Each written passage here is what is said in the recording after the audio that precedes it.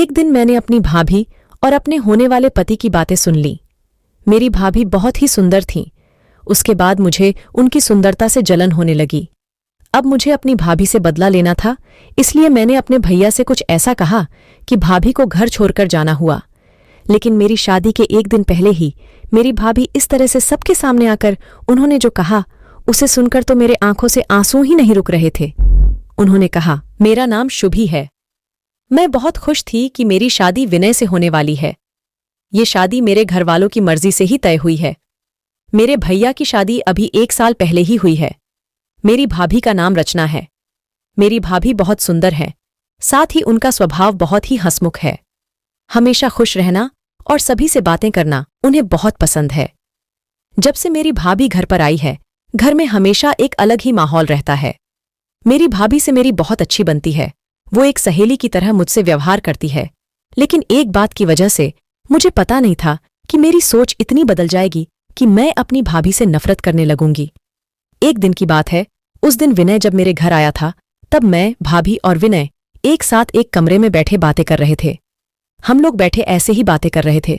जैसा कि मैंने पहले ही बताया है कि मेरी भाभी बहुत बातें और मजाक करती हैं और उनका विनय से मजाक करने का हक भी है। लेकिन मजाक मजाक में बातें इतनी ज्यादा हो जाएंगी, ये मैंने कभी सपने में भी नहीं सोचा था। ऐसे ही बातों बातों में उन्होंने विनय से कह दिया कि आपने भी क्या देखकर इसे पसंद कर लिया है, न शक्ल की अच्छी और न ही सूरत की। अभी भी आपके पास मौका है, आप बच सकते हो, शादी अभी हुई नहीं है। इतना ही होता तो शायद मैं बर्दाश्त कर लेती, लेकिन उसके बाद जो विनय ने कहा उससे मुझे ज्यादा बुरा लगा। उन्होंने कहा कि क्या करूं भाभी, आपकी जैसी सुंदर तो मुझे शायद मिलेगी नहीं। तो मैंने सोचा कि अब जो मिली है उसी से ही काम चला लेता हूं। ये सब बात मजाक में ही हो रही थी, लेकिन मुझे वो बात दिल पर लग गई। उस समय मैंने उनकी बात हंसी में टाल दी, लेकिन मुझे अब वो बात सोने नहीं दे रही थी। मुझे मन ही मन अपने आप से नफरत होने लगी थी कि मैं भाभी जैसी सुंदर क्यों नहीं हूं। मैं पता नहीं क्या क्या सोचने लगी थी। मैं अपने आप को भाभी के साथ तुलना करने लगी थी। मुझे अब उनसे और उनकी सुंदरता से जलन होने लगी थी। एक छोटी सी बात मेरे अंदर यह बदलाव ला सकती है, ये मैंने कभी सपने में भी नहीं सोचा था। मैं उस समय उस बात का जवाब भी देना चाहती थी, लेकिन मैं कुछ सोचकर रुक गई। मेरे दिमाग में पता नहीं क्या चलने लगा था। मैं कुछ भी सोचने लगी थी। मेरे अंदर अब जलन की भावना आ गई थी। मैं सोच रही थी कि कैसे भी करके अपनी भाभी को सबक सिखाऊंगी। शादी की तैयारियों के साथ मेरा दिमाग भी कहीं और ही चलने लगा था। एक दिन भाभी मेरी शादी की शॉपिंग करने मम्मी के साथ बाहर गई थीं। घर में मैं और भैया ही थे। मैंने सोचा कि यही सही समय है। भैया को भाभी के बारे में कुछ ऐसा कहूं जिससे इन दोनों के बीच बहस हो जाए और भाभी कुछ परेशान रहने लगे। उस समय मैं बस इतना ही चाहती थी, लेकिन मुझे नहीं पता था कि मेरी उस बात से उन दोनों की जिंदगी में जहर घुल जाएगा। भैया भाभी को फोन लगाकर पूछ ही रहे थे कि कब तक आओगी।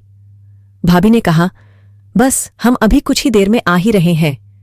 भैया बोले कि पहले भी तुमने यही बोला था और अभी भी तुम यही बोल रही हो।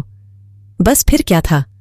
मैंने उस बात को ले लिया और भैया के फोन रखने के बाद मैंने उनसे कहा कि खूबसूरत औरतों की बात का कोई भरोसा नहीं होता भैया। पता नहीं क्या क्या छुपाती है भाभी आपसे, क्या झूठ बोलती है। आखिर वो भाई तो मेरे ही थे। उन्होंने भी मेरी इस बात को ले लिया और मुझसे पूछा कि क्यों, क्या बात कर रही है तू, तुझे कुछ पता चला है क्या। मैंने जानबूझकर ऐसा दिखाया कि मैं उनके बारे में कुछ जानती हूं और उनसे कुछ छिपा रही हूं। मैंने कहा कि नहीं, कुछ नहीं, मैं तो बस ऐसे ही बोल रही थी। भैया ने फिर मुझसे पूछा तो मैंने और ज्यादा उन्हें परेशान किया। मुझे पता था कि वो जितना परेशान होंगे उतना ही भाभी भी परेशान होगी। मैंने उन्हें ऐसे ही कहा कि भैया, मैं क्या बताऊं आपसे, आप खुद ही समझदार हैं। वो बोले कि क्या मतलब, तू क्या बोलना चाहती है, ठीक से बता। मैं अब क्या कहती, लेकिन अच्छा हुआ कि उसी समय भाभी और मम्मी वहां पर आ गए और बात टल गई। लेकिन मुझे इस बात की बहुत खुशी हो रही थी कि मैंने अपना काम कर दिया। भैया उनके आते ही बिना कुछ बोले अपने कमरे में चले गए। बस मुझे अब भाभी का वैसा चेहरा देखना था जो मैं देखना चाहती थी। भाभी करीब 1 घंटे बाद जब अपने कमरे से निकली तो उनका चेहरा इस बात का बयान कर रहा था कि मैंने जो बोला है उसका असर हो रहा है। भैया का भी मुंह उतरा हुआ था। उस दिन से भाभी का बोलना और हंसना कम हो गया था। भाभी का मुंह हमेशा उतरा हुआ रहता था। मैं पता नहीं कैसे इतनी कठोर हो गई थी कि उनके आंसू से मुझे अब खुशी मिल रही थी। भैया और भाभी में कुछ ठीक नहीं है। इस बात का पता अब हमारे घर में सबको चल गया था। भाभी अब मुझसे भी बात नहीं कर रही थी, लेकिन मुझे इस बात का बुरा नहीं लग रहा था। एक दिन भैया भाभी से किसी बात पर बिगड़ गए और सबके सामने उन्हें घर से जाने को कहने लगे।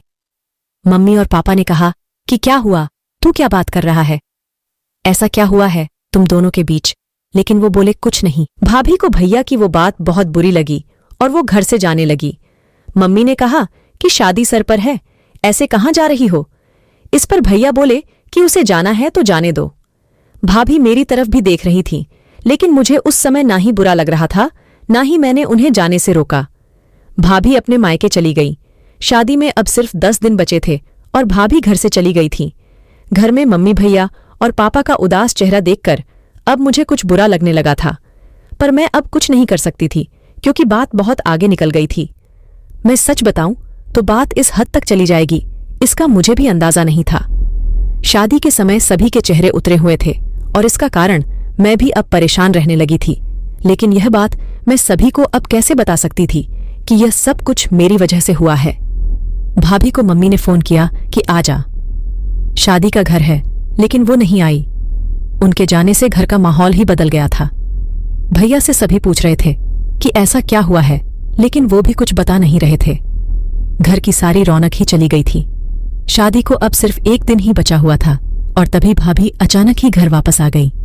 भाभी को देखकर मम्मी बहुत खुश हो गई। मैं अभी भी भाभी से बात नहीं कर रही थी।